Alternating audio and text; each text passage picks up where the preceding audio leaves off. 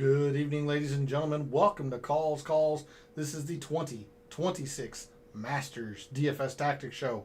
Per usual on a Wednesday night, we're going to take our final look at the forecast, see if a wave advantage has developed. There really isn't waves at the Masters, but we can see maybe if a particular portion of the draw might have the better or the worse wind. So we'll check the final forecast. We'll take a look at the mixed condition model that I have made for Augusta National and the Masters this week. We'll take a look at my rankings. We'll make some lineups. And as we've done the past couple of months, we're going to make a community lineup to put in a big GPP. So you don't want to miss that. Stick around to the end of the show for that. It's the Masters. Let's get right into it, shall we?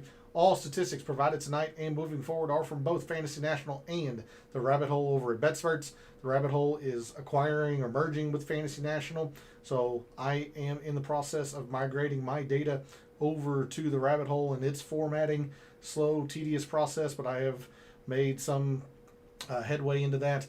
But make sure you go check out the Rabbit Hole. It has everything you need to make the correct wagers week in and week out on the PGA Tour. Optimize your lineups with a lineup generator, tournament simulator, everything you need week in and week out on the PGA Tour. Go check out the Rabbit Hole. You won't regret it. In the description of the video, there are links to all the social media. First off, my X and Instagram, where, like I did this Monday, I normally post research regarding the tournament of the week, some patterns of previous winners, players in the field who also fit those patterns. Definitely posted something for the Masters since it is one of, if not the most popular golf tournament during the year. It's also very predictive. So put some research out over on social media. If you want to see the weekly research that I do on the PGA Tour, give me a follow at your preferred social media site.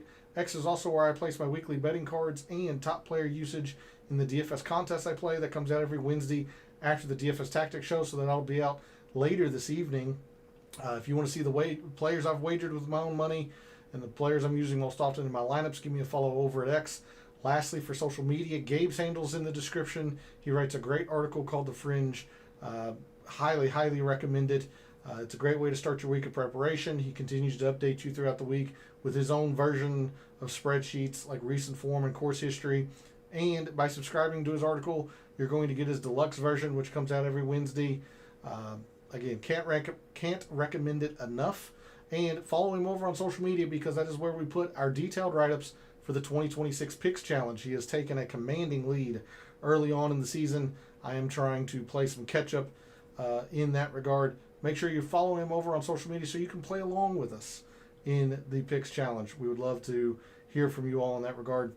And then lastly, for this intro, we are live. Chat is open. I want to hear from you all. What did you think of the national championship game between Michigan and UConn? Were you the beneficiary? Were you just watching for entertainment purposes?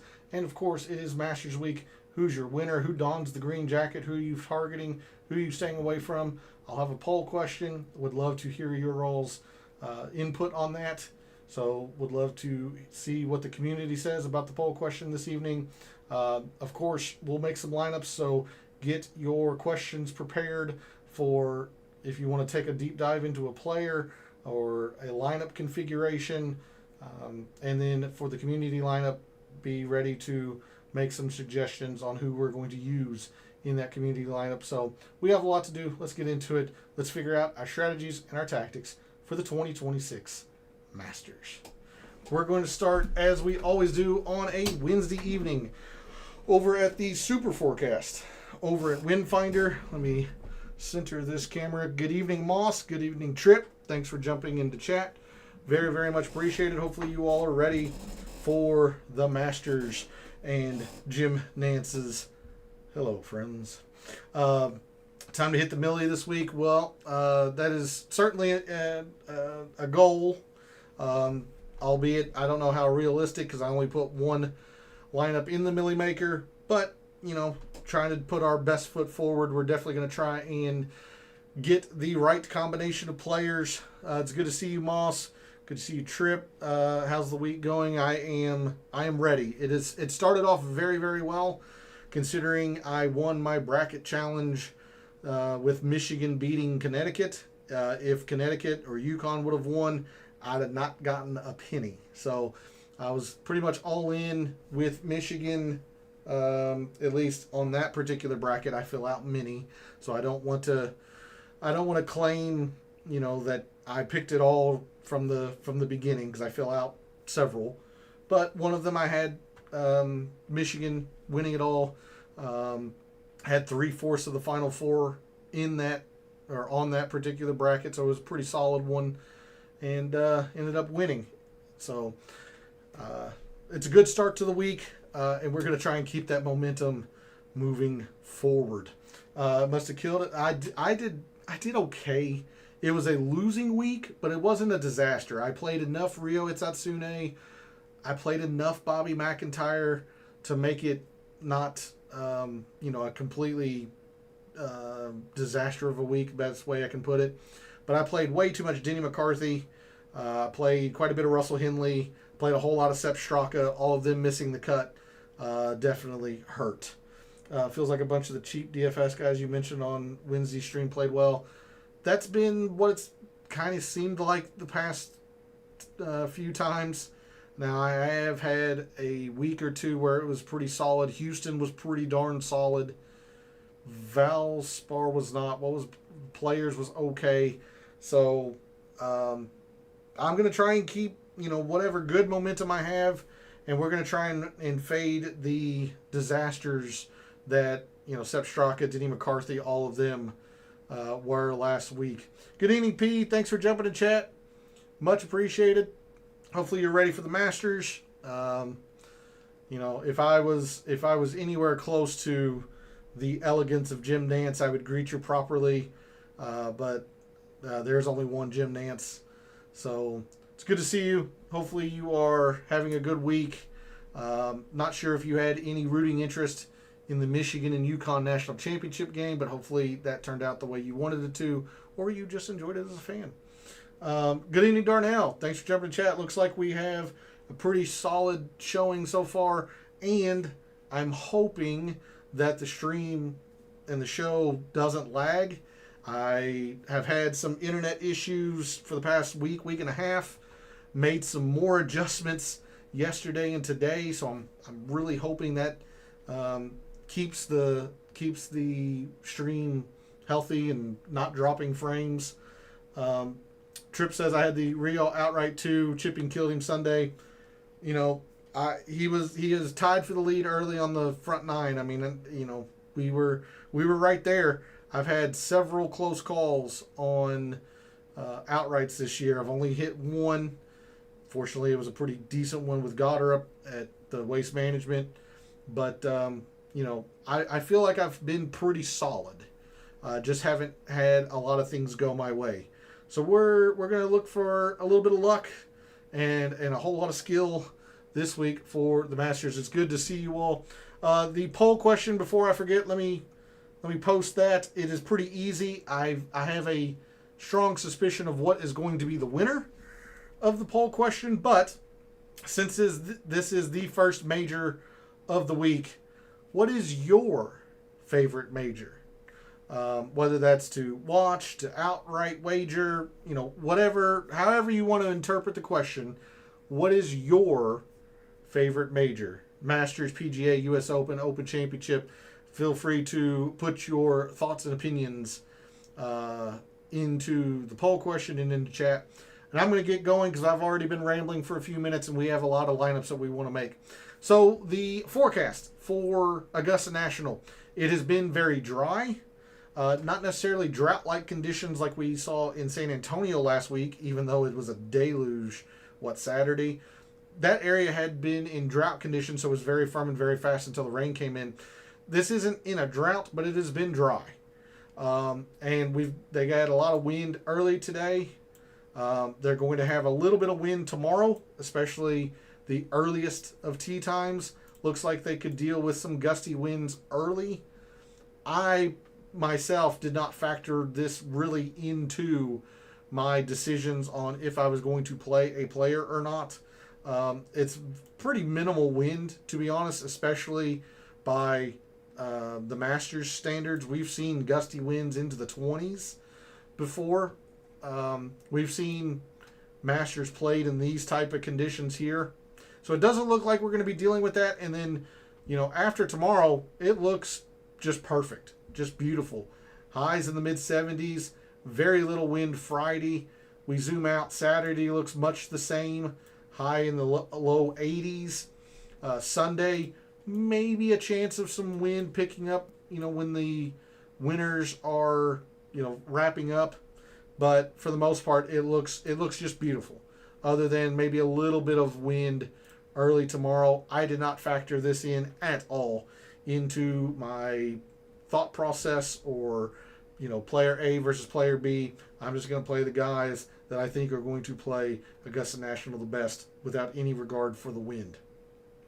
So with that, we're going to move over to the rabbit hole and bet spurts. I just have this sorted on total strokes gained for 2026, so you can take a quick look at that. The top 10 who has been the best early in 2026. I'm actually going to sort by salary. That way we can take a look at some specific players and their pages if there are questions that arise. Now, understand, I won't be able to do much with live players, i.e. John Rahm, Patrick Reed, Terrell Hatton, etc. I'm only looking at PGA Tour stats, and I also won't have much on the amateurs. I'm just being upfront with you as the viewer from the beginning. If you're looking for information regarding amateurs or some deep dive into live statistics, I'm not going to be able to provide that for you. I strongly encourage you to go check and find that information elsewhere. I'm just being transparent. I'm not going to be able to provide that to you. Okay, all that out of the way, let's look at the mixed condition model that I have made for Augusta National and the Masters for 2026. I talked all week how I wasn't sure how much I was going to put into off the tee this week, considering off the tee is pretty easy here with the fairways being very wide, very generous. The average driving distance is actually only slightly higher than the average tour event. Distance isn't mandatory. It certainly helps. And I wanted to make sure I got that point across, as I've had some friends who watch the show reach out to me, outside the show, outside the stream, and say, are you really not focused on distance this week, or is distance really not that big of a deal? And I feel like I need to clarify that there is certainly a baseline level of distance that a player probably should have in order to contend. You're not going to want to see a player like Matt Kuchar. I'm going to use the name Zach Johnson, even though he finished top 10 last year. That is certainly an outlier. There is a baseline level of distance that I think a player probably needs to be able to contend. But as I just said, Zach Johnson, who is probably one of the shorter hitters on the PGA Tour, even in his prime, let alone now at PGA Champion Tour age, he still finishes top 10 here. It is not mandatory. You have to be very good with your short game and with your putter, and Zach Johnson certainly is that. So it's not mandatory. All that said, I did end up putting 5% in off the tee, because when you look back particularly at the champions, Rory, John Rahm, Scotty, even Hideki to a little bit lesser of an extent, they're pretty darn solid off the tee up to elite in terms of Rahm and Rory. Hideki is solid, at least especially when he won. And he's got a fair amount of distance as well. So I used off the tee just in 2026 because the majority of players, or especially the majority of champions, were pretty darn good off the tee in off the tee form coming into the Masters the year that they won. I didn't want to overweight it. I didn't want to put a whole lot into this. So 5% off the tee. Good evening, Brobarian. Thanks for jumping in chat. Good to see you. Back for more insight. I am going to give you my best. I am nowhere near perfect. Last week, the Valero should absolutely amplify that sentiment. But I will give you my honest assessment, and I will never fail to admit when I'm wrong. And I'm wrong constantly. I'm just looking to be right every once in a while and try to provide you some unique insights maybe some others might not give you in that regard, or maybe find a unique player or two that I'm higher on than some of the industry, etc. But it's good to see you, Bro Barian. Thanks for jumping in chat. And very much appreciated that you take time out of your day, evening, whatever, to listen, to watch, to value what, to whatever extent that you do with what I have to say. Very much appreciated. 5% off the tee. I thought about this a little bit. I did end up putting carry distance into the mixed condition model, and you'll see I used the filter driver heavy golf courses. Augusta National, for the most part, is going to put driver in your hand. You don't have to hit driver on every single par 4, but you generally do. It is a driver heavy golf course, and because of the way they mow these fairways from green to tee, they try to minimize rollout. Now, I've heard all week from others that I trust, in the industry, if you will, that it is going to roll out quite a bit this week because of how dry and how fast and firm it is. That said, there's still a level of carry distance that a player needs to be able to carry the ball in the air. I'm just going to use the example of Chris Goddard. We've seen him enough where he will hit those low stinging drivers that chase for 50, 60 yards.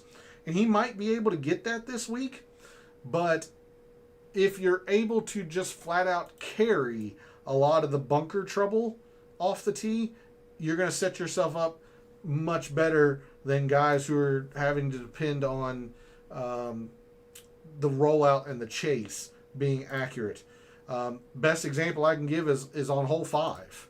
The long uphill par 4. At least the tee shot is uphill with those big cavernous deep bunkers on the left. If you can carry at a certain yardage, then you can just carry the bunkers and not have to worry about it. And they are drivable. Those bunkers are able to be cleared. So I did want to give the guys who are purely elite with distance, the Rorys, the Roms, the Pot Gators, the Marco Pinges, I wanted to give them a slight boost because it can help if they are, A+ with their driver this week. So 5% in carry distance, not to be confused with driver distance. This is pure carry distance in the air. No surprise, Augusta National is a second shot golf course. These greens are very hard to hit.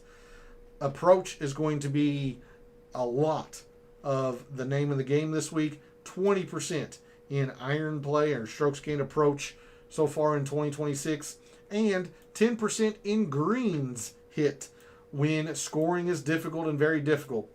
I've used this specific metric and filter combination a couple of times now with a lot of success. That's how I had a whole lot of Daniel Berger at the API when he was very, very unique. Hitting greens is simply a skill set. And some players are more adept than others at doing it. And if you're able to hit more greens than your competitors at Augusta National, you're going to be in much better shape. Obvious statements sound obvious, but these greens just aren't flat out easy to hit. So players who are a little bit more conservative, who will just simply hit greens and are content to try and two-putt, generally do pretty well around Augusta National. So 10% greens on difficult and very difficult scoring conditions. No surprise with greens getting missed at a fair amount. Around the green play is going to be very paramount this week. It is not easy around the green, around Augusta National. I mean, you see it's almost double the difficulty. 91% more difficult at Augusta National than the average tour course. So 10% around the green and 10% scrambling from short grass. These greens are built to repel poor approach shots. Sometimes they'll go into the water, as in 12 and 13, maybe even 11. But a lot of the chipping areas around these greens at Augusta National are tight lies. So there's a skill set there. So players who are able to get up and down from difficult short grass, I wanted to see who was adept at that.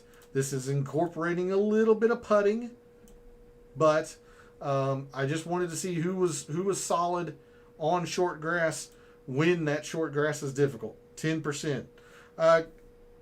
Good evening, Go. I guess that's the best way I can put that. Good evening. Thanks for jumping in chat. Very, very much appreciated. Good to see you this evening. You say, Rom, I am leaning.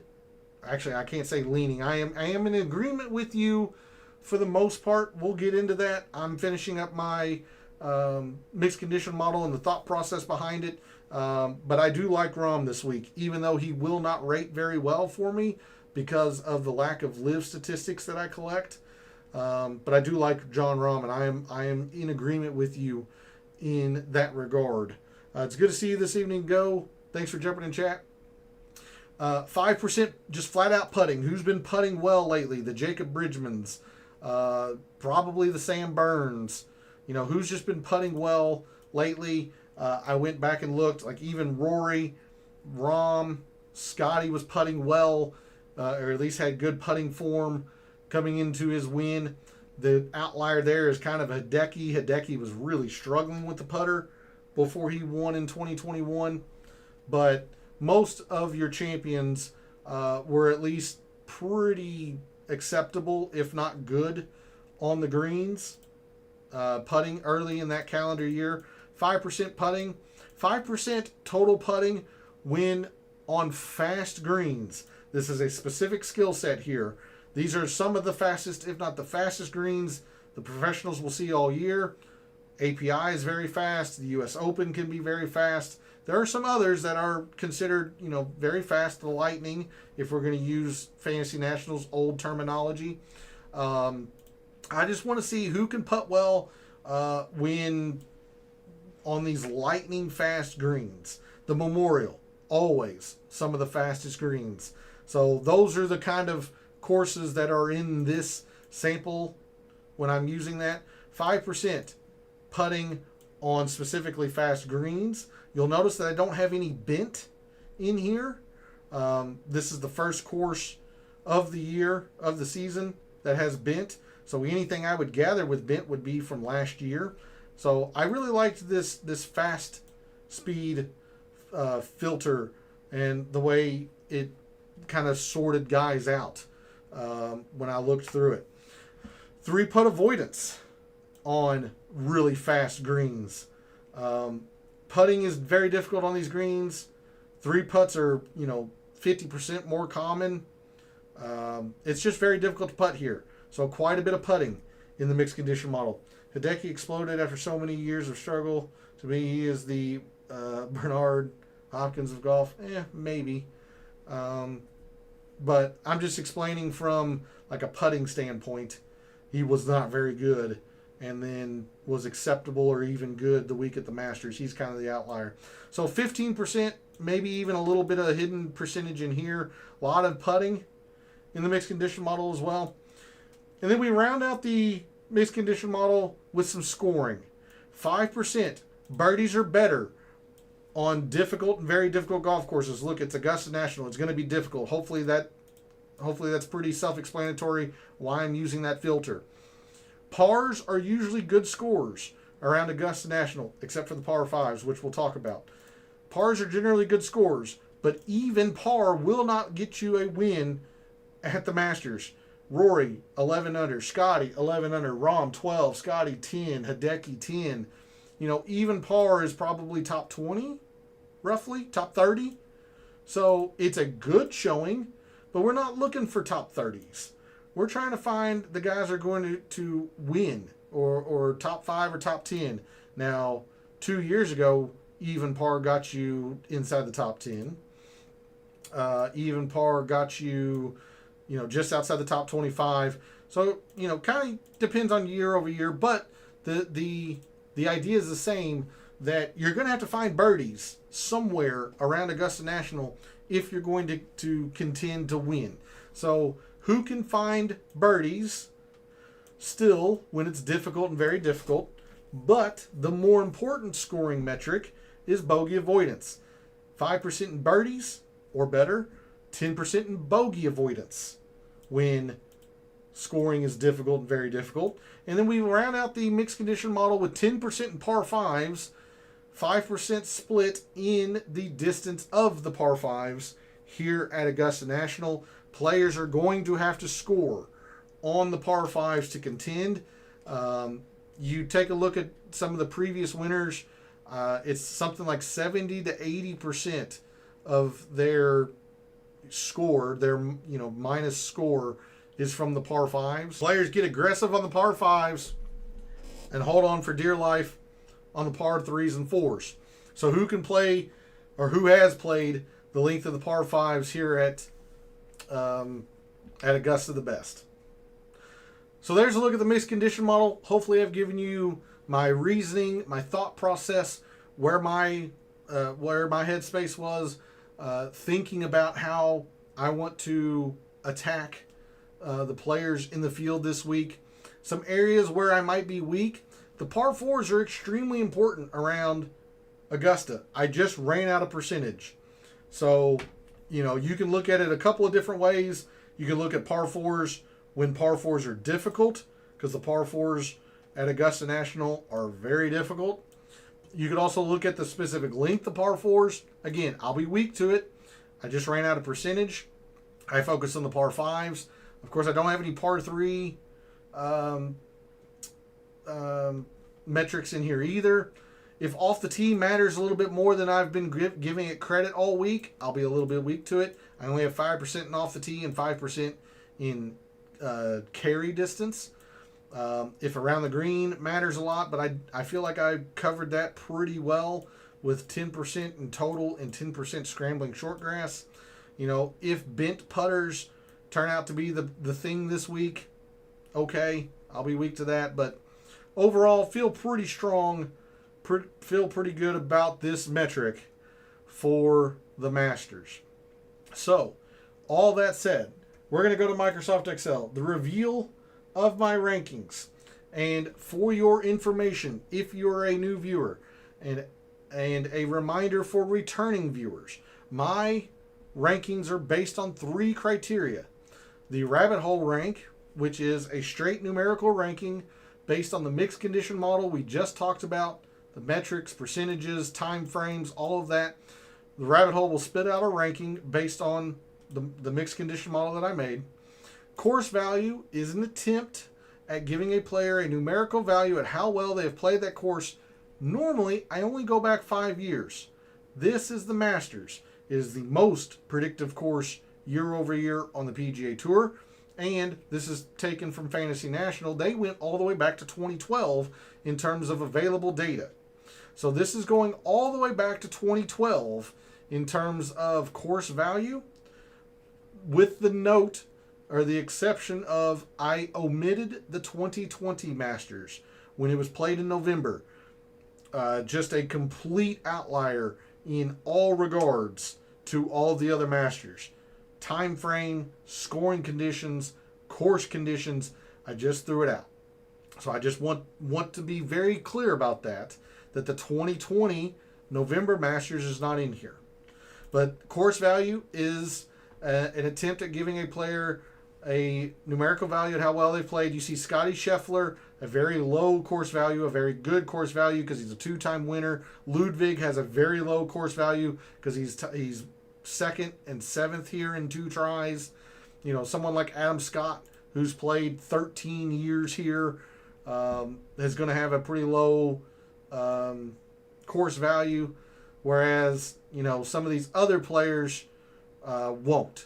Wyndham Clark's not been particularly good around here. Sam Burns has not been particularly good around here. Kitayama, etc., etc. And of course, if a player's course value is blank, that means they are a debutante. So that's the second piece that goes into my rankings. And the third and final piece of my rankings, we are playing DFS. We are trying to find unique options off of our fellow contestants. So projected ownerships are a factor into my rankings. So this is essentially a mathematical formula that will take these three conditions and spit out an overall ranking. And this is what you see here. If there was a wave advantage, I would not have factored it, but I would have given you something like I did at the Sony, giving you what I see as the good or bad half of the draw and let you make your own conclusions. But like half of the draw normally isn't a part of my rankings. If there was a lot of wind in the forecast, I would have tried to have incorporated it into the mixed condition model. So that's some of the background to how my rankings get generated. My rankings for the Masters. Number 1 is Rory, mostly because he is 10% less projected owned than Scotty. Having said that, Rory was also second in the rabbit hole rank, whereas Scotty was 4th. So do be mindful of that. But when you factor in all three of the inputs, Rory comes out as my number 1 player, Scotty number 2, Matt Fitzpatrick 3rd, Colin Morikawa is 4th. And again, understand that the formula is not going to understand or comprehend or know that Colin Morikawa is dealing with a bad back. So I would not put Colin Morikawa 4th. I wouldn't. Again, this is just a straight numerical calculation. So if he were, completely healthy, then the model would really like Colin. But I don't. I think he's got too many questions about him. And then 5th is Hideki. Rounding out my top 10 is Ludwig, Xander, Tommy Fleetwood, Jordan Spieth, and Siwoo Kim. So again, really the only qualm I have with my rankings is Colin, and it's not going to know that he's dealing with a bad back. So I would not put Colin 4th. You can always argue the ordering depending on what you want to factor more. Do you want to find more unique options than somebody like Hideki or Jordan Spieth is going to rise more? Do you put a lot of emphasis in course history, which I did this week? So the more excellent, for lack of better terms, the better the players played Augusta, the more they rose this week, because I put a pretty heavy emphasis in course history. If you don't put a lot of value into course history, then maybe these rankings would be slightly different for you. But otherwise, again, other than Colin, I really don't have any qualms with it. So enough of me rambling. Let's go and sort on the price board, figure out where our fellow contestants seem to be going at various areas of the price board and how we can maneuver around them. In the 5 digits, and what I call the 10Ks, obviously Scotty's 14 and Rory's 11.6. In the 5 digits, in the 10Ks, we have 4 players. Scotty at 14,000, Rory at 11.6, Bryson at 10.2, John Rahm at 10,000 even. Now, Bryson, Rahm, Reed, Hatton, these live players are going to be horrendously lower in my rankings than what they probably should be. The way the rabbit hole sorts players is that they will put that player towards the bottom of the rankings if they don't have any data in there. Fantasy National did it different. Fantasy National would put them in the middle since they were zeros. But the rabbit hole does it different. They put them at the bottom. And so when a player has several blank statistics, like the live players do because they play on live, they don't have the PGA Tour stats that I've collected, they're going to fall. They're going to fall precipitously in my rankings. So really, the live guys, all we can really judge them by is how well they've played Augusta in years past, what their ownership is, and then if there are any comparison type courses that they've played, like when greens are difficult. These are majors. Torrey Pines, I believe, is difficult to hit greens. Arnold Palmer, etc. When short grass is difficult to scramble, bogey avoidance when it's difficult, things like that. But anything with 2026 stats, the live players and the amateurs are going to be very, very low in my rankings. Just because there's no data. I just want to, again, make that very, very clear. It's not that I think Bryson's the 69th best player in this field and that he'll miss the cut. It's not what I'm saying. He's just rated low because of the way the rabbit hole does it. That said, in the 10Ks, I'm playing one player and one player only. And it's probably not who you think. I'm playing a lot of Jon Rahm this week. I think this is a comeback tour for him. Much like Go said earlier in the show, I just believe that Jon Rahm is on a mission this year. He's pissed off. You don't want to piss off a Spaniard. We saw what he can do 2023, 2022. Hits plenty of greens. Avoids bogeys. Has plenty of distance for Augusta. Again, I don't collect live stats, but he's been in really good form. I am going to play quite a bit of Jon Rahm. I'm going to be over on his 24%. If he is the highest owned golfer, that's fine. I'm just going to play Rahm. Single bullet Rahm for me in the outright for Tripp. I couldn't quite get there in the outright market on Jon Rahm. I didn't quite like his price, but I don't hate it, Tripp. I really don't. Darnell says he's off Rahm. I'm just confident Rahm's going to play well. I just am. He might not win, but I'm confident he's going to finish no worse than T15. The Masters suits Jon Rahm very, very well. He's got the game for the Masters, for Augusta National. Doesn't really have a whole lot of weaknesses throughout the bag. He's a solid enough putter. He's pretty darn good around the green. I'm going to play Rahm, which means I'm full fading the other three. Full fade. For different reasons. Considered double bullet with Bryson or Hideki Scott, settle on leveraging up on Rombo. I tried to make some Scotty lineups. I hated them.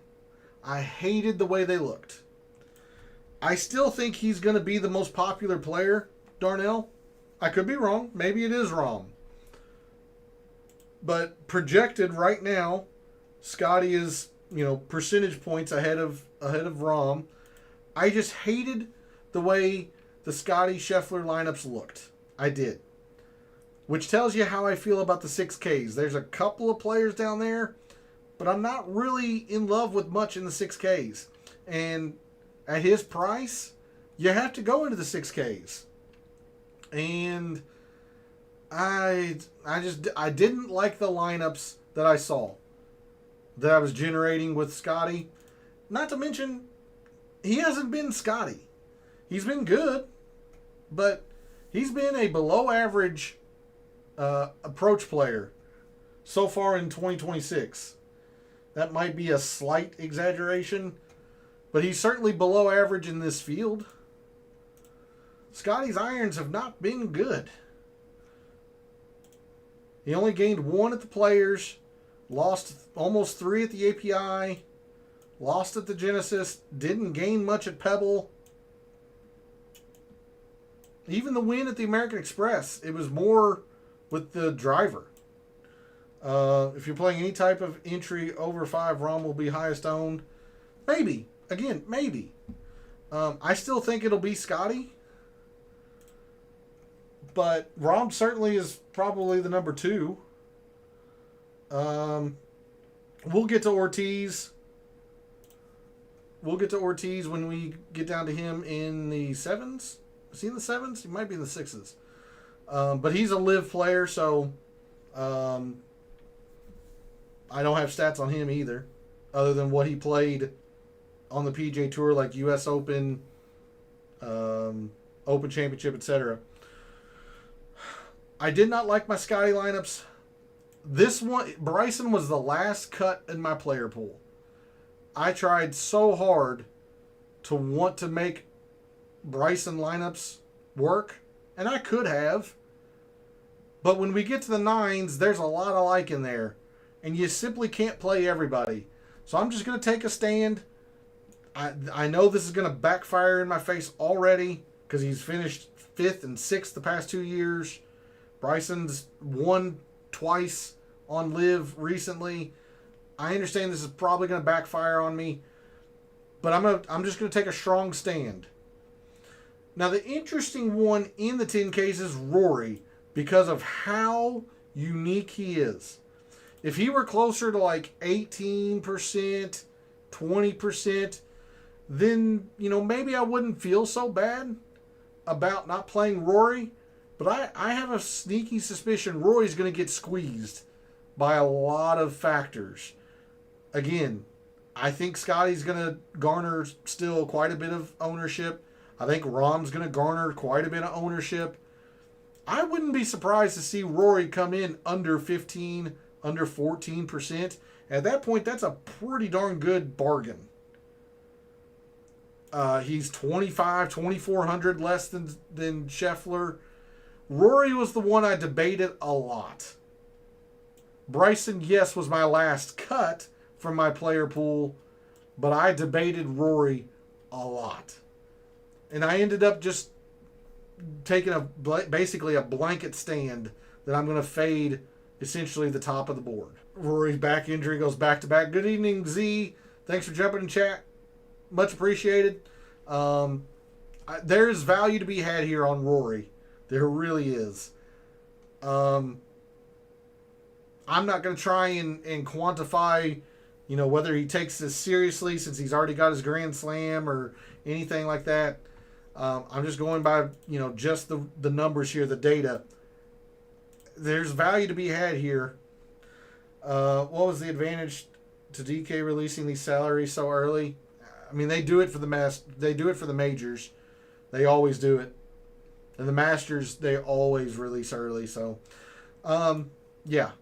Rory, if you wanted to talk yourself into Rory, I would not caution you off of that. I would nod my head and say I understand completely why.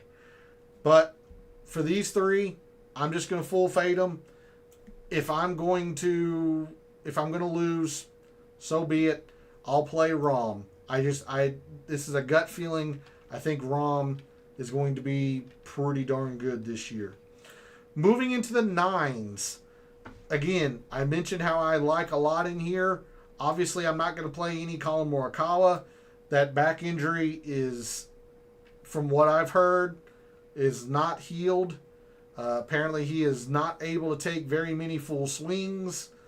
Play him at your own risk is what I'll say. I'm not going to play him. Same as I'm not going to play like Ryan Fox. Play him at your own risk. And if he plays and plays well and you're willing to roster him at 6.5%, you've got a gold mine. I don't see this going well for him. Hard not to play Rahm here. Chalk I'll eat and get different elsewhere. That is generally my thought process, Z. And especially because this is such a small field, a short field with a small cut, you don't have to get terribly unique. You do have to find some uniqueness, but you'd be surprised at what some of the total ownerships are from past winning lineups. So elsewhere in the 9s, other than Colin, I'm going to play everybody in here. I like Ludwig a lot. Xander was the first name I clicked in the outright market. Love Xander this week. Yes, he's very popular. It's fine. I'm going to play him. And don't overlook Tommy. Tommy is actually somewhat of a pivot in here in the 9s. You've got Xander at 19.5%, Ludwig at 17.5%, Cameron Young at 17%, and then you got Tommy at 15%.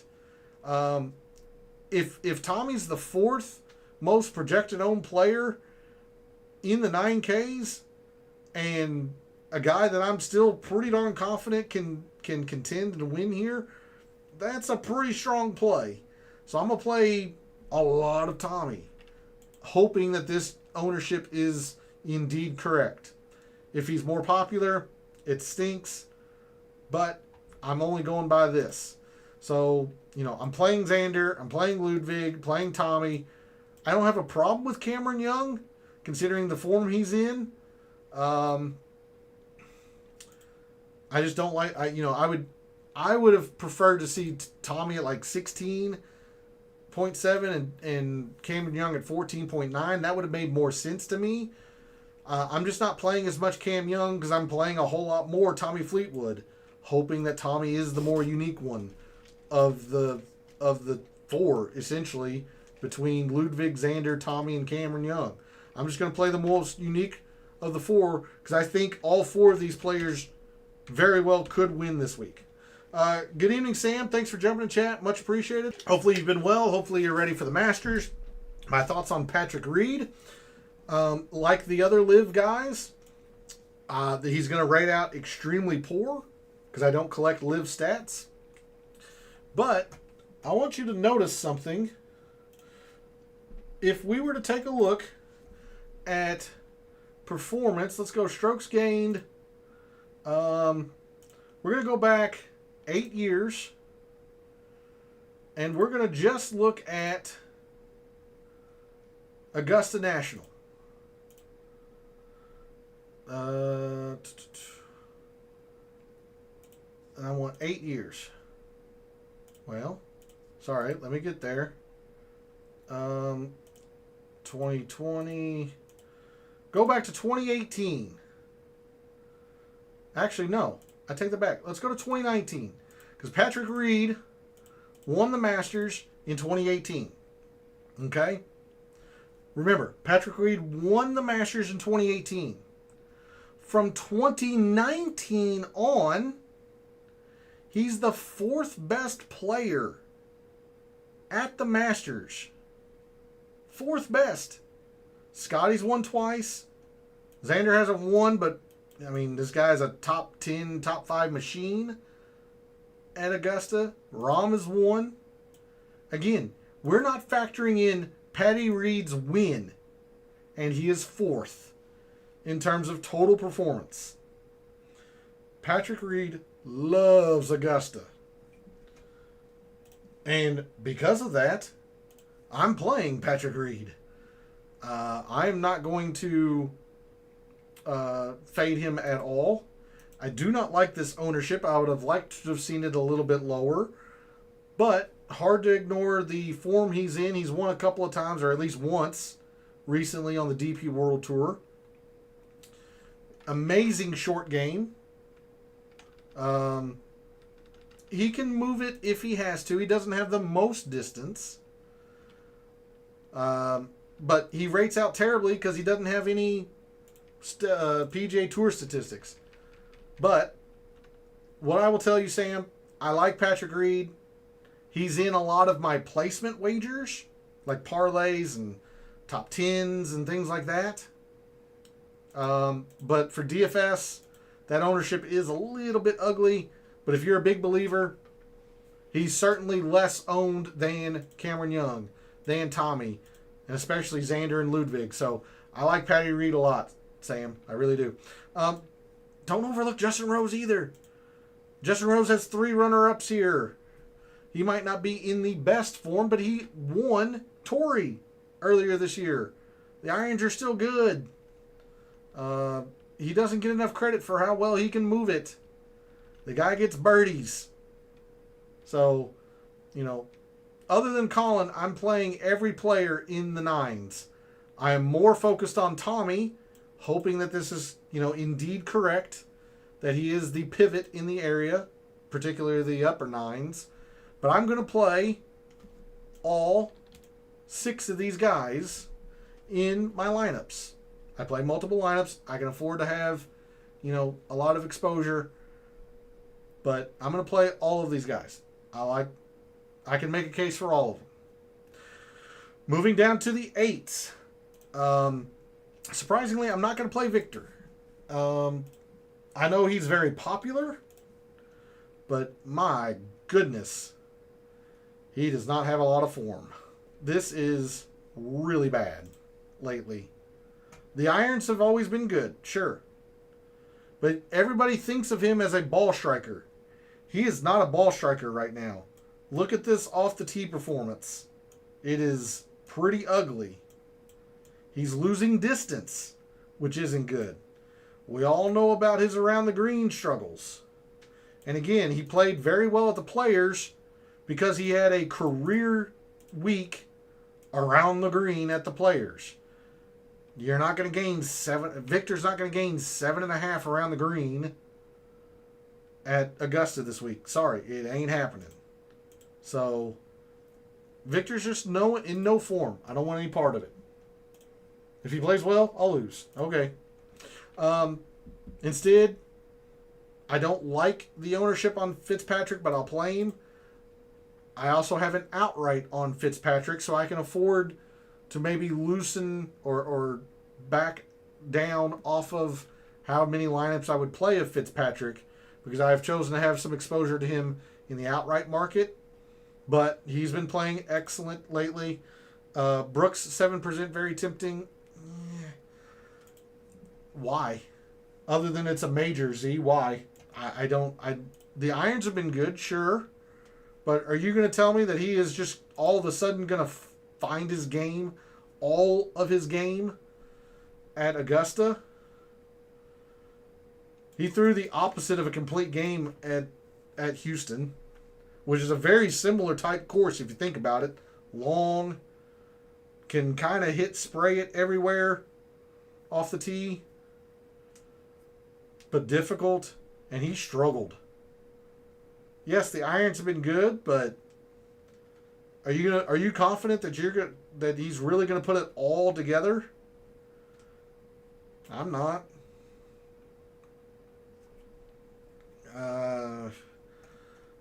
I understand it's big game Brooks, major, all that. I'm out. Like I said, I'll play Fitz. Hideki rates out extremely well. We all know what happened with him at the Waste Management. There's something about Augusta he likes, so I'm gonna sprinkle. I'm gonna sprinkle a little bit of Hideki. Bobby Mack's getting quite a bit of interest. I understand why.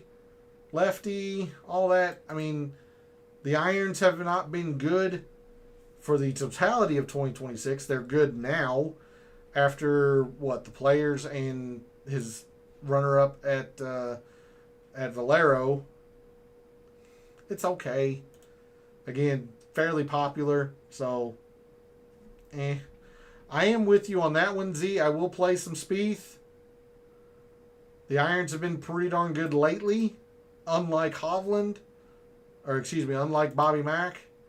So I will play some Spieth. I'm going to play Tyrrell Hatton. Guy loves majors.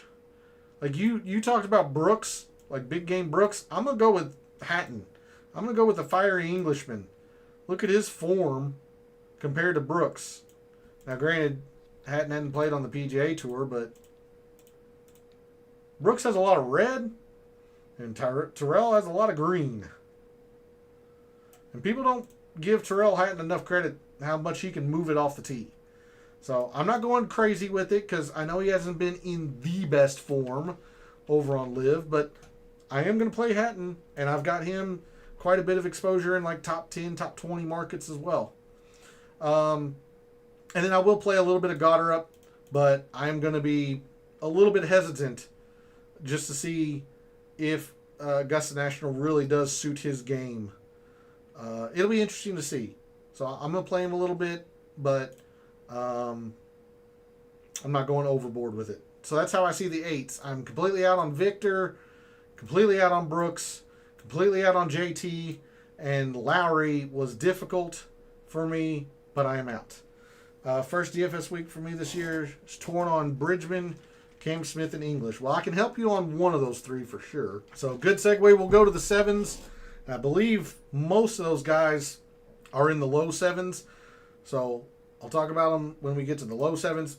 Upper sevens, Batia, pretty popular. Okay.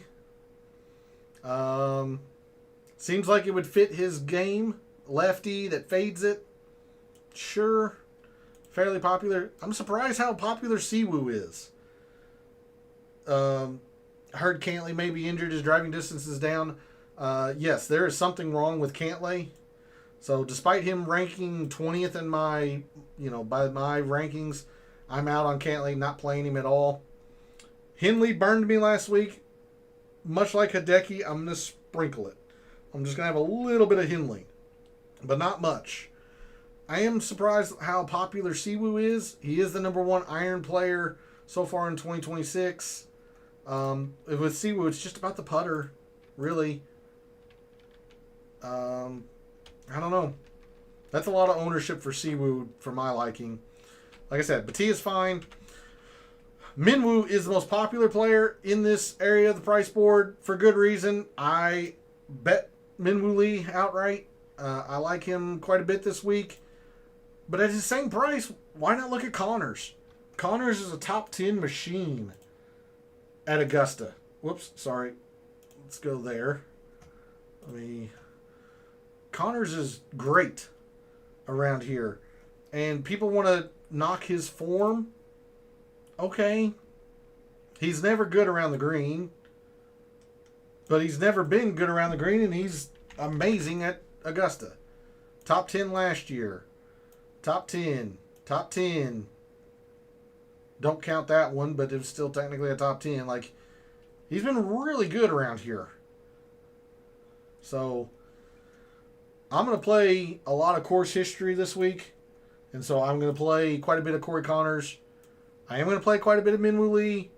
But if you're wanting to get off the chalk of Minwoo Lee at the very same price, take a long look at Corey Connors. He's not a Minwoo is a very popular player, a sexy name. I get it. Corey Connors is boring. Hits it 295 straight down the middle. Very, very boring golf. But boring golf does pretty well at Augusta. So take a long look at Corey Connors. Mid sevens, I'm kind of out on a lot in here. I will casually mention Nikolai Højgaard, but he is pretty popular, or at least somewhat popular. But I do like Nikolai. He was third by the total ranking, or the mixed condition, the analytics mixed condition model. It's not the best course history. A little bit popular. That's why he fell. But just purely by the analytics, Nikolai Højgaard should be really good. You talked about Cameron Smith. This was the easy one for me. Trip. I just want no part of Cam Smith. I don't know where his game is since he went to live. The times we've seen him at majors, it's been bad. It's been really bad. No thanks. If I lose to Cam Smith, I accept that. I can't do it. So then you asked about Bridgman and English. At 74, both of these two are really popular. So I would maybe caution you off of Bridgman for that, in that regard, unless you're really able to find a lot of uniqueness, Trip. If you're playing Colin or if you're playing Justin Rose, then yes, you could probably afford to play Jacob Bridgman. But if you're playing anything close to the chalk up here, Scotty, Rahm, Xander, even Cam Young, then I cannot, in good faith, recommend Bridgman because he is the most popular player under 7,500. Him and Nat both. Solid play, but you just have to make sure you have enough uniqueness around him. But I don't hate it. English at 73, I like. I'm not terribly concerned with the irons. The ultimate kiss of death here.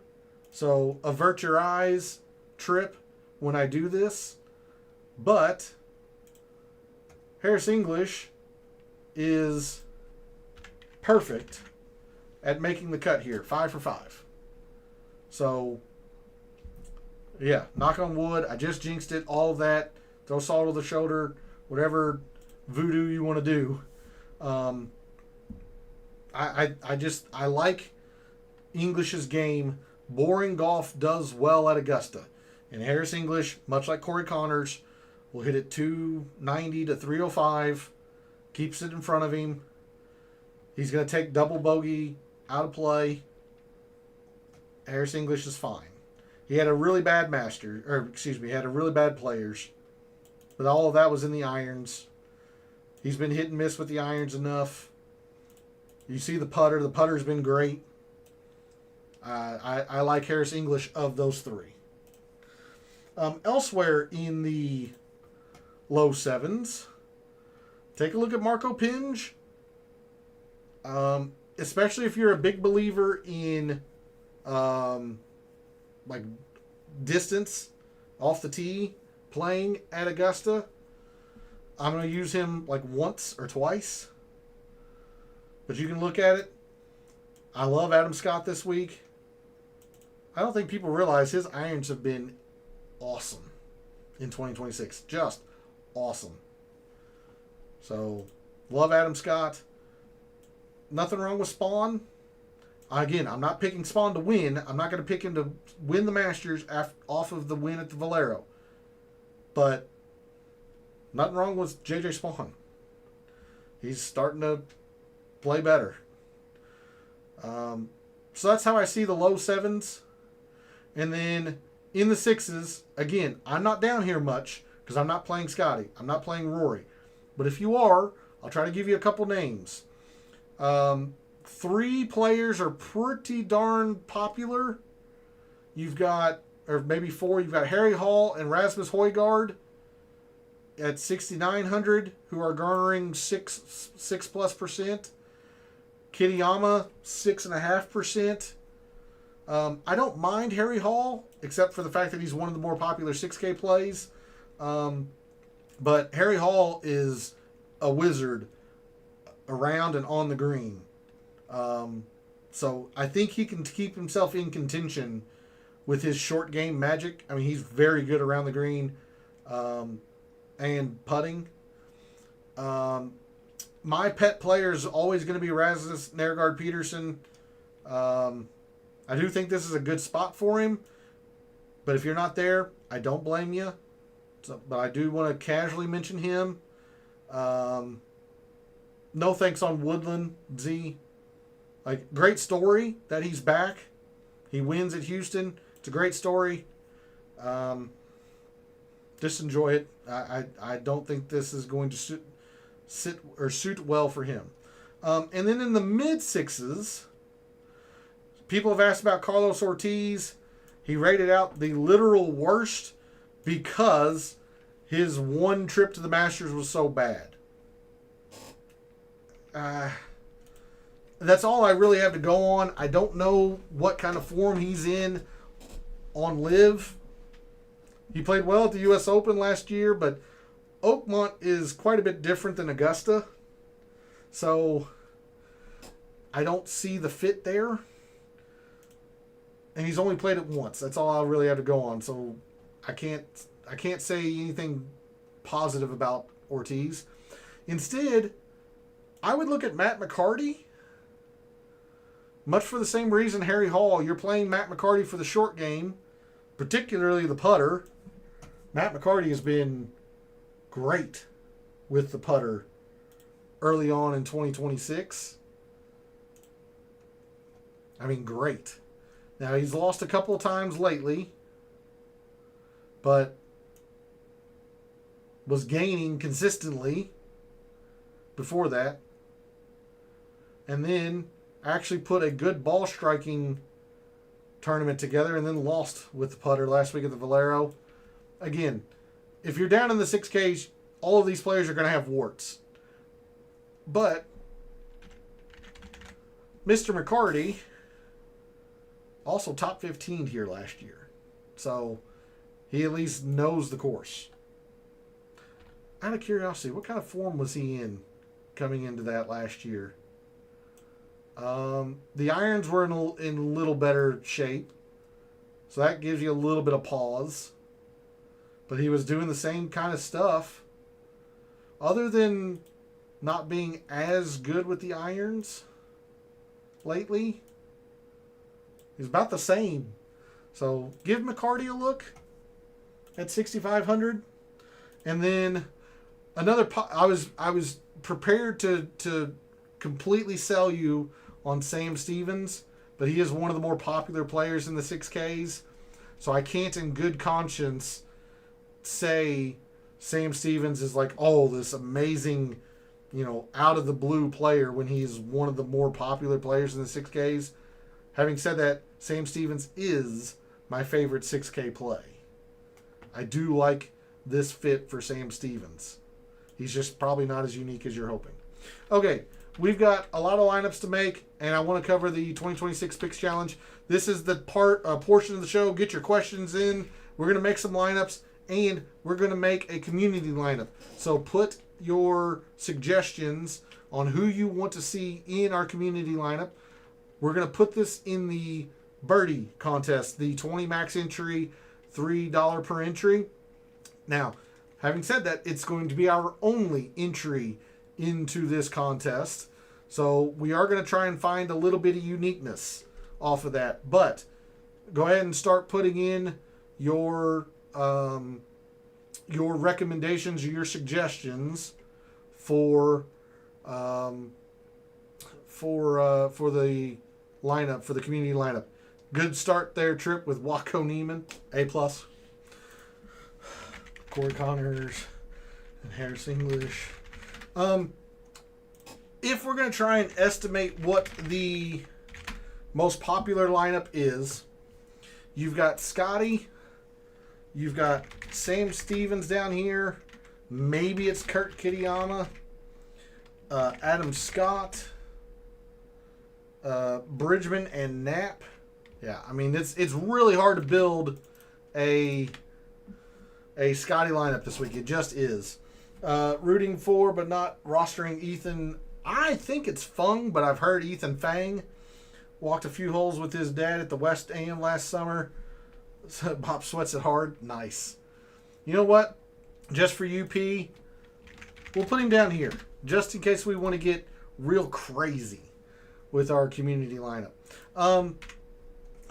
Yeah, I mean, this is the issue that we're starting, that I found with Scotty Scheffler lineups, is that there wasn't enough in the 6s and low 7s that I really, really liked. So it's really hard for me to estimate what a Scotty Scheffler's lineup is like. And maybe because of that, Darnell, maybe Jon Rahm is the most popular player. You could be correct with that. I still think the appeal of Scotty Scheffler at the Masters is going to garner a lot of attention. But no denying that Jon Rahm is probably going to be the second most popular player on this slate, along with Xander. Shoffley. Good evening, Maximum, or Derek. Good evening, Derek. Thanks for jumping to chat. Much appreciated. Haven't seen you in a while. Happy Masters Week to you. Hello, friend. Hopefully you're ready for it. Any last minute thoughts, questions, suggestions? And Derek, I don't know if you've been, I don't recall seeing you in the past couple months. We've been doing something where we do a community lineup. So get your suggestions in for who you want to see in our community lineup, and we'll put it into a big GPP. Trying to estimate what the very, very chalky lineup is going to be. They might try to squeeze a Matt Fitzpatrick into this, but if they don't, they come down to Nub Woo Lee, apparently. Min Woo Lee, Jake Knapp, and Bridgman are the bottom. Jake Knapp, Jacob Bridgman, 79. Is there anybody high at 79? Yeah, Hinlink. Siwoo. Let's do Siwoo. So this looks like it's going to be a pretty popular lineup. Looking like Rahm and Xander. Maybe it's Rahm, or maybe it's Bryson and Xander. Move it around $100. Rahm and Obear maybe. Obear and Xander. But this looks like it's going to be a fairly popular lineup. Siwoo. Minwoo Lee's very popular. 95% total ownership. Doesn't sound great. That's actually not horrible for the Masters, but still nowhere near what I. This is what my concern was for you, Trip, when we were talking about like Bridgman and English. Like Bridgman's a fine enough play. It's just you really have to bank a lot of uniqueness elsewhere. So, Batia or Nap for the community night, but they might be too chalky. So we'll put them in there.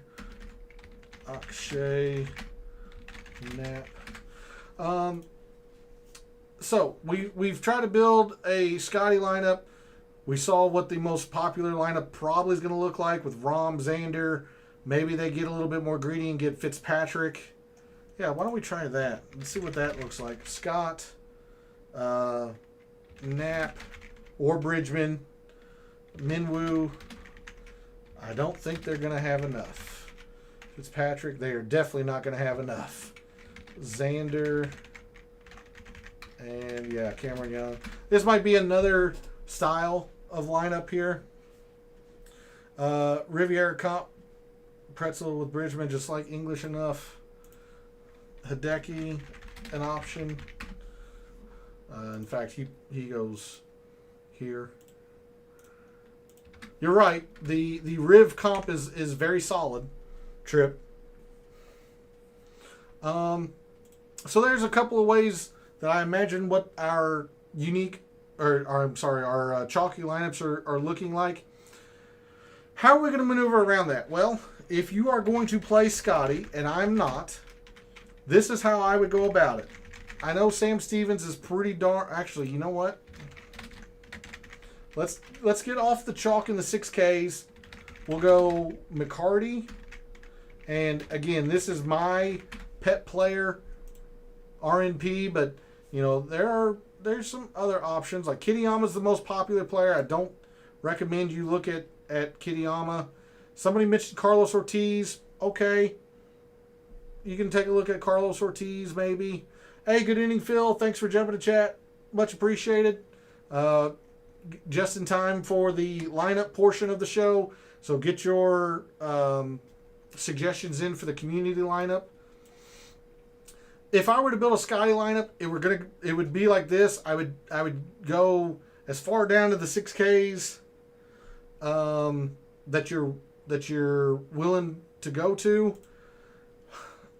Again, I like Adam Scott in the low 7s. Maybe you look at a JJ Spawn. I'm just really high on Scott, which is going to increase this ownership. Who do I think you're all in on? Hit me. It could be anybody. Hit me, Phil. Nico.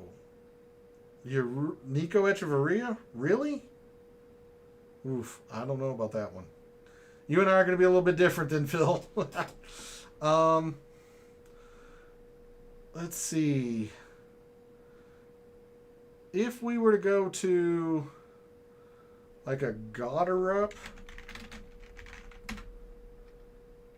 and it's 100 less. I was trying to get like a Connors in here. If we do like a Connors Nikolai Højgaard maybe? That could work.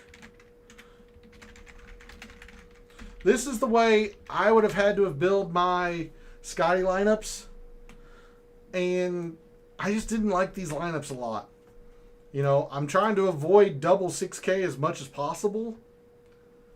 And I really feel like you're missing a whole lot of value in the 9s and Fitzpatrick at 8.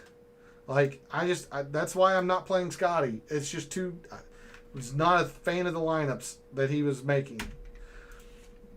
Rory is interesting this week because he appears to be the big pivot. in the 10Ks, in the 5 digits. And Rory gives you a lot more wiggle room. Now, you don't have to go into the 6Ks, but if you do, is Morikawa playing? He has said he's going to tee it up, Derek. In my personal opinion, I would be very surprised if he played 72 holes. Everything that I have read and heard about Morikawa is that it is not good. He is not fully healed. He's not able to take many full swings. I am avoiding him. Again, I'm obviously not in Augusta. I'm not there. I'm not a reporter. I'm just going by what I've heard. Doesn't sound good. With Rory instead of Scotty, you're able to just go into the 6Ks once, or maybe even not at all. Let's do, like, you talked to Nico Echeverria. He's one of the lowest rated players that had all their stats, Phil.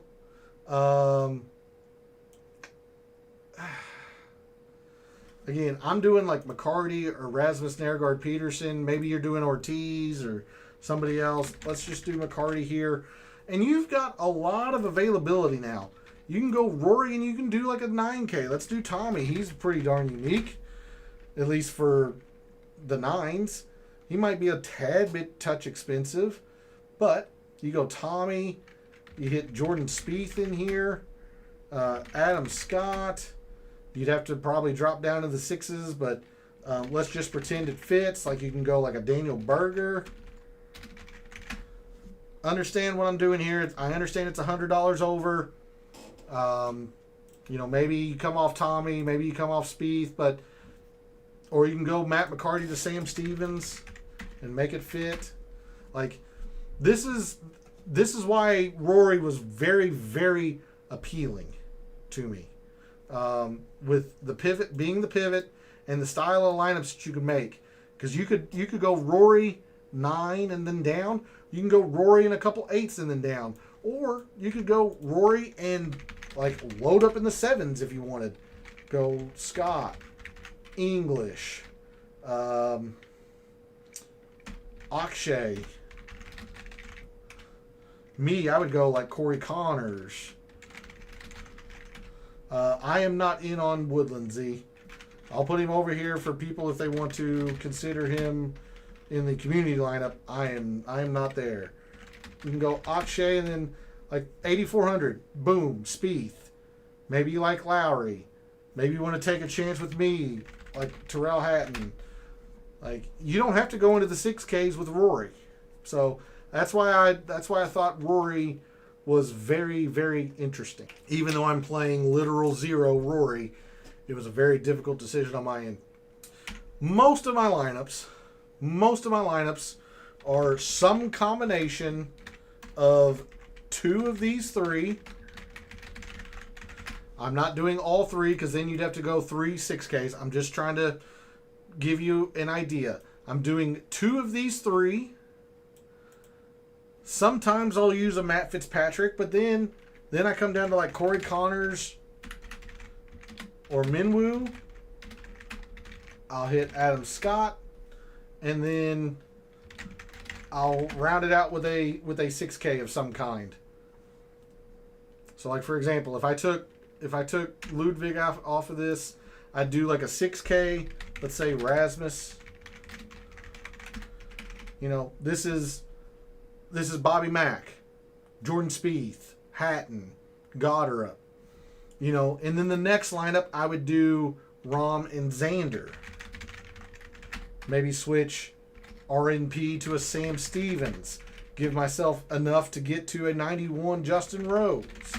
I've been mixing and matching a whole lot of these 4 gentlemen with the next grouping of these guys, and then mixing and matching around them. Sometimes I'll do like a Ludwig, Tommy, Hideki, just to make sure I have some Hideki exposure. And then the next lineup I'll do like a Rahm, Ludwig, Patrick Reed, and then drop down into the 7s. So that's the way I've been building a whole lot of my lineups.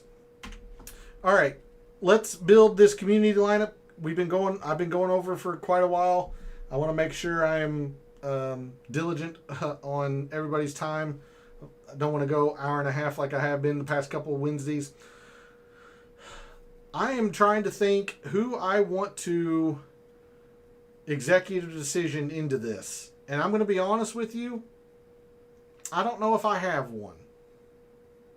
So why don't we start out with what kind of lineup are we going to build? Are we going to build a stars and scrubs? Are we going to get really greedy and do like 2 10s? Or are we going to build a balance? So throw out more ideas as we are contemplating the lineup, and then I will show you my core. And again, this is not all in one lineup, obviously.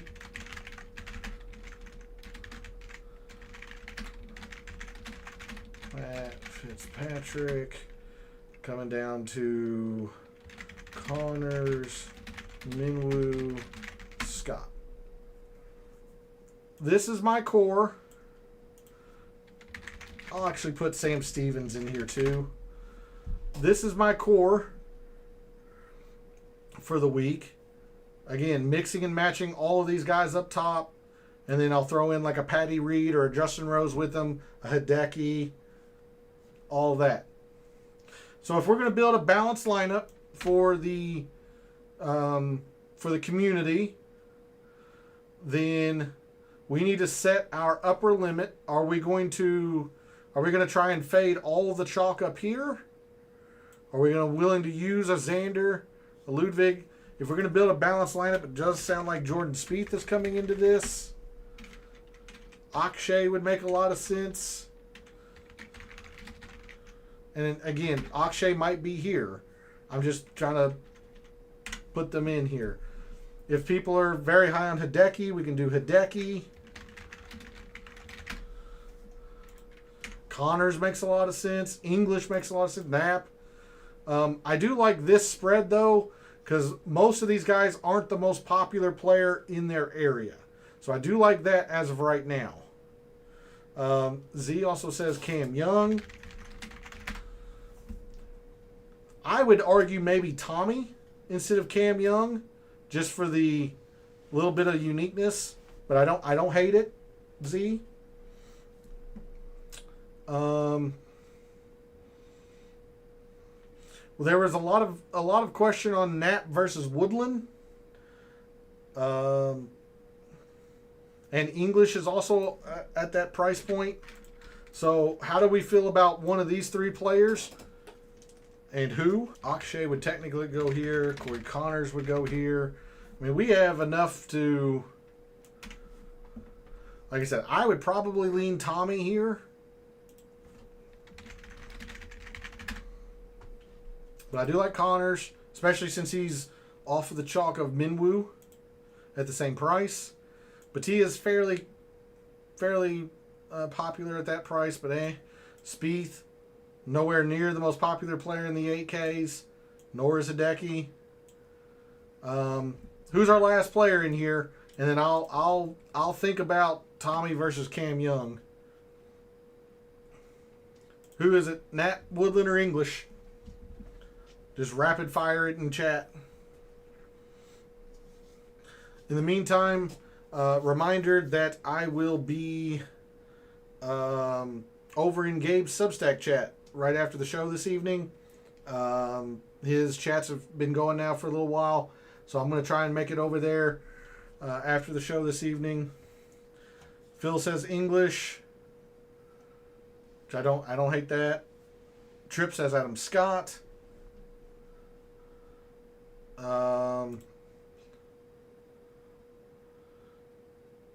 P says Woodland. I tell you what, I was hoping Gabe would jump into chat. Substack. Yeah, it's a... I'll pull it up. And then if you search... So this is Substack. You can get it on Apple or Google Play Store, and then you look for The Fringe. This is Gabe's article that he writes every week. And then every Wednesday he is in a chat. And I'll be over there momentarily. In fact, I'm willing to bet he probably posted some stuff already. Yep. There's his notes for the Masters. So I'm not going to spoil that on Gabe. So make sure you go subscribe to that article if you want to be a part of the chat. Let's do Harris English. Trip, I like Adam Scott, but I like this theme of being slightly off of the chalk in the area. And Adam Scott is the most popular player in the low sevens. So why don't we get just a little bit more unique off of Adam Scott and go Harris English, especially since I'm not all that high on Gary Woodland. And then I'll think about Tommy versus Cam Young. I'll probably keep it Cam Young, but I'll think about it. Okay, last thing before I am done for the evening. The 2026 Picks Challenge between Gabe and I. Gabe has a commanding 9-point lead. So I'm going to try and get some of that back this week for the Masters. My winner this week, I'm going to take Xander. I just think he's been playing so well in 2026. He was the first name I clicked in the outright market. So I'm going to take Xander to win. Gabe's going to go down the board a little bit to Siwoo. A little bit surprising to me. I think Siwoo's fine, but I don't know. He just didn't really set off any alarms in terms of an outright for me. So, interesting pick there from Gabe. My favorite play is Tommy. For the reasons I've described, he is seemingly the pivot in the 9Ks. Hopefully he is truly less owned than Ludwig and Xander and Cameron Young around him. Because if so, I'm playing a lot of Tommy because of that reason. Gabe's favorite play is Hideki. Gabe's been on Hideki all year long. Makes sense to keep going to him now. I'm going to fade Bryson. There's several players I'm fading. Scotty, Rory, Bryson, Victor Hovland, Brooks. I chose Bryson because he was the most common or most projected owned player. It was a difficult decision, but you can't play everybody. So I like Rahm. I like Ludwig. I like Xander. Obviously picking him to win. Can't play everybody. I'm going to fade Bryson. Gabe and I are a little bit at odds because I do like Cameron Young. Gabe's going to fade Cam Young. It is called The Fringe. Might find it under Gabe Ziskin. It is also on his social media page at GL Zisk is his handle. And Gabe's going to fade Cam Young. Mad Scientist play. I wanted to do Sam Stevens. Turns out he's one of the more popular players in the 6K, and I felt a little bit greasy if I chose one of the more popular players to be a Mad Scientist play. So I'm going to take Matt McCarty at 6,500 as my Mad Scientist play. And then Gabe's going to go Kurt Kitayama. FOMO, fear of missing out. I'm going to make sure I roster some Nikolai Højgaard. Much like Xander, I've been low on Nikolai Højgaard this year, and he continues to put up results. So I'm just going to play the hot hand in Nikolai. Gabe's going to make sure he rosters some Jake Knapp. Top Debutante. I've actually got a couple of wagers on Top Debutante. I've got Sam Stevens, I think at 11 to 1, 12 to 1. I've also got Rasmus Nergard Peterson at 17 to 1. So I'm going to take Sam Stevens to be Top Debutante, even though Bridgman and Goddard are, rightfully so, the two favorites for it. And to be fair to Gabe, Gabe said he would have taken Sam Stevens had I not.